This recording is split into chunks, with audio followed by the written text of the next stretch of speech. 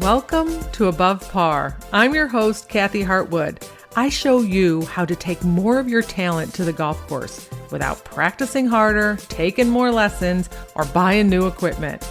I show you how to end the frustration of underperforming so you can start playing to your potential. This is where you are going to learn how to think above par so you can play below par. Let's get to it.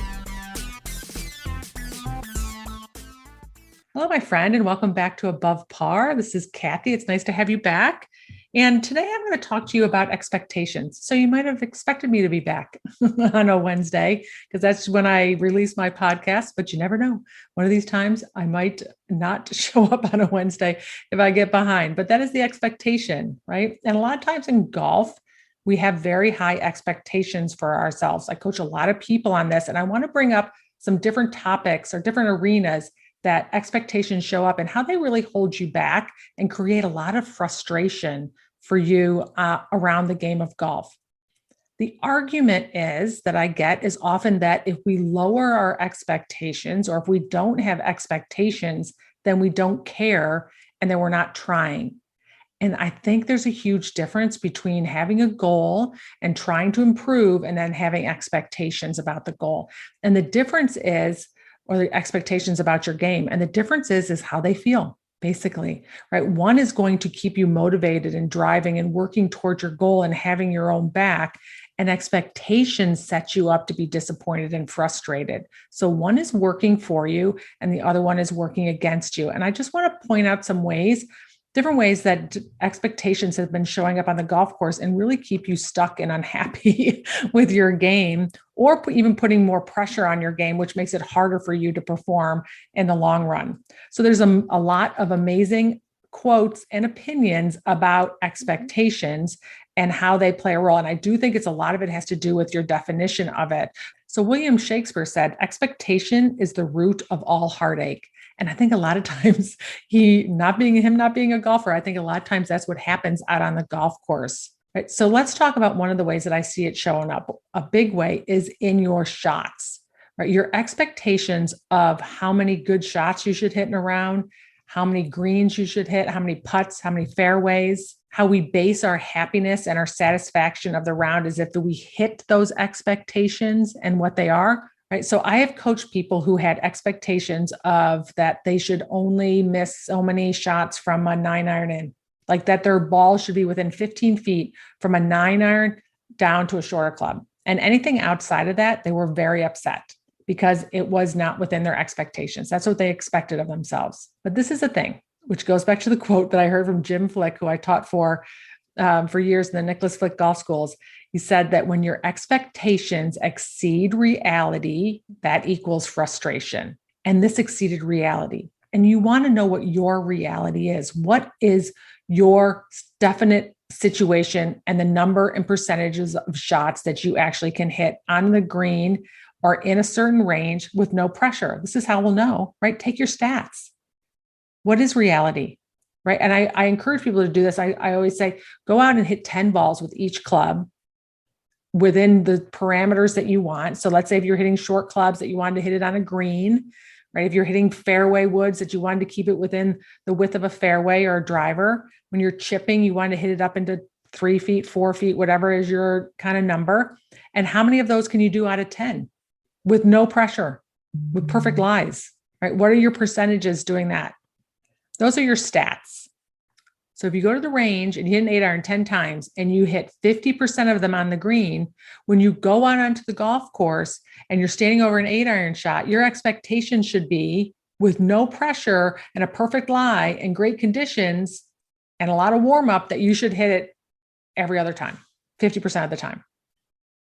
And then if you're ticked off that you missed the green, right, you're exceeding reality. Reality is you miss half of them, because that's your stat.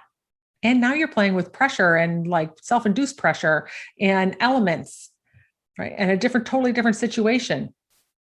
That's reality. Reality is not because you've taken your stats that you hit 95% of the greens with an 8-iron. That's just not it. And that's why you're setting yourself up to be so frustrated. Putts, that's another one that people do. They expect themselves to make so many 4 and 5 foot putts. But what is the reality? If you went out to the putting green and you hit a bunch of 4 and 5 foot putts, how many do you make? That's your reality. You're supposed to miss some, right? If you went out to the golf course and said, yeah, well, this is me. I am a person who misses some of these putts, right? So I ended up sending this client stats on the PGA Tour. And I have this sheet of all the breakdowns of the percentages of shots that tour players who practice and play every single day hit. How many greens do they hit from an 8-iron down into the wedges? Definitely hers, she's a woman who's working full time, right? Not playing every single day, even though she's super talented, right? Was way more than a PGA Tour player. So you're setting yourself up with too high of an expectation. At that point, in this situation, I would definitely say that you should lower your expectations on your shots if they're exceeding reality. But go out there and spend the time and see what reality is. Reality is that I miss some putts.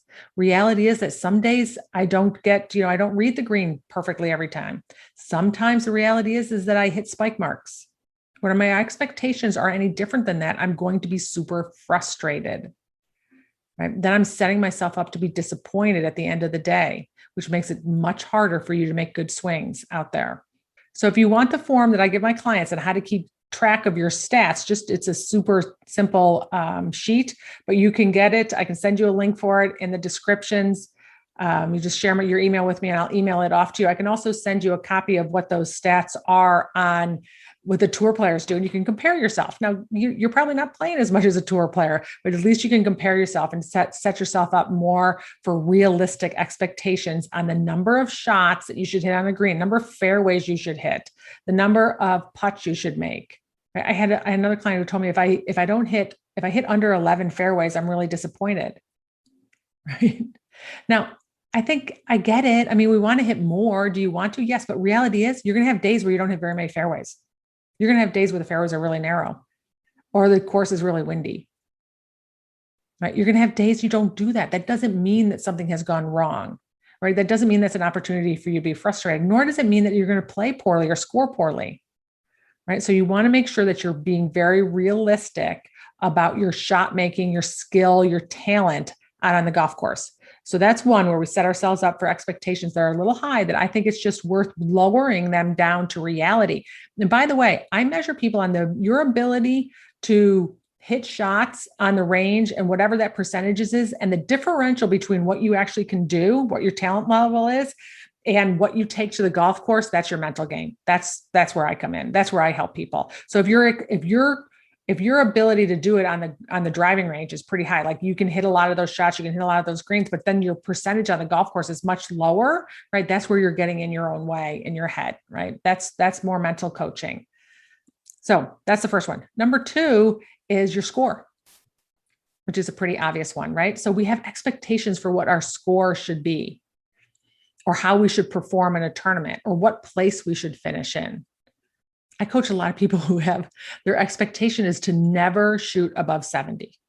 And anything above 70, then it's a bad day, right? We set ourselves up right there to be so disappointed and to put pressure on our game if we're keeping score that closely on if we start creeping up above 80, right? It makes it so much more likely that we're going to shoot in the 80s. And who's to say that you're not going to have a round in the 80s? I don't think any tour player ever has that thought.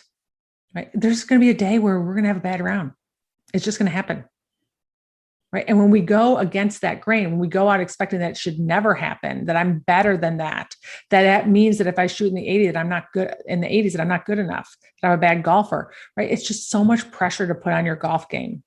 I coach a lot of juniors where their expectation is that they should be finishing and scoring really well because that's what coaches are going to see, and that they need their rankings to go up, and that they're a better golfer than that. Right. And when they put all that pressure on their game to get the rankings so they can get the college scholarship, so they can get the looks, right, it makes it so much harder for them to actually put that score out there because their expectation is that they should be playing better than they are.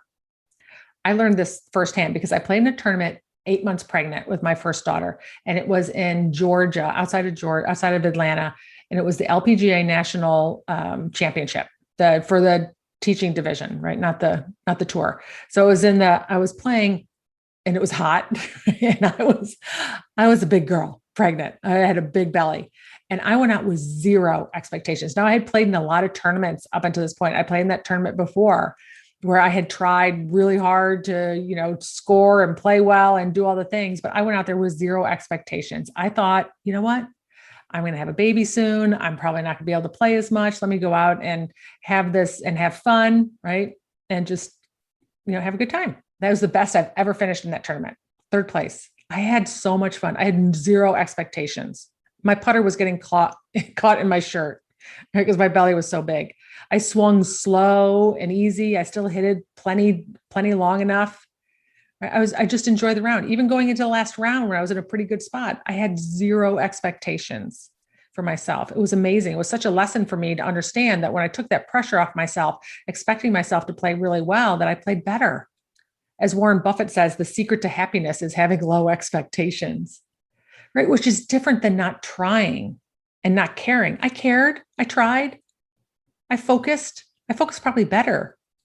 I wanted to make every putt. I didn't have to make every putt. I wanted to hit every fairway, but I didn't have to. I wanted to score well, but it wasn't imperative that I did.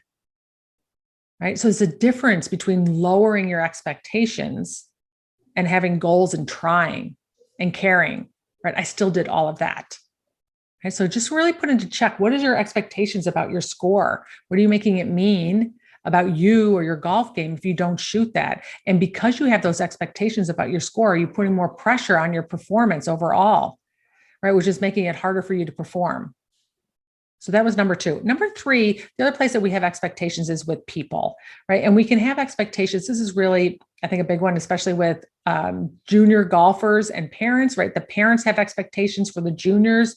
The juniors may have expectations for other people or their parents or teammates. We might have expectations with a partner, but in general, when we have expectations that what we want for other people to do, we're always going to be disappointed. We're always going to be setting ourselves up for disappointment because people get to do whatever they want.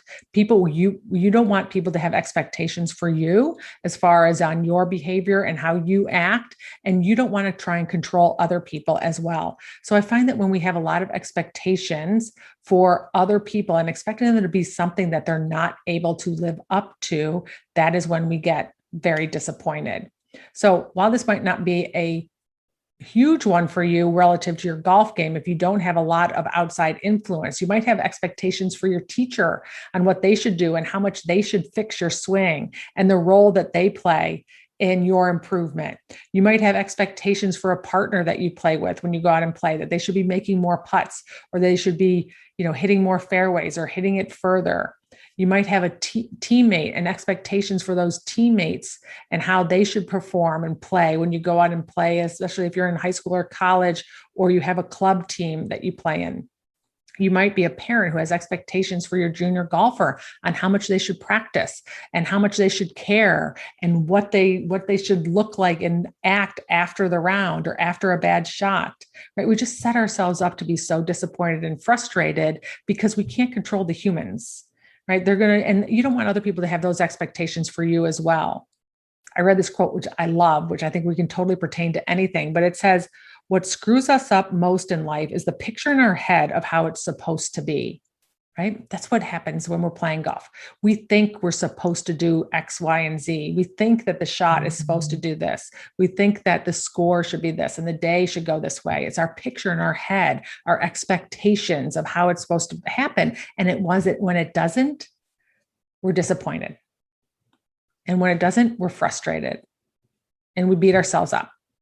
Right. And then it becomes not a very fun experience.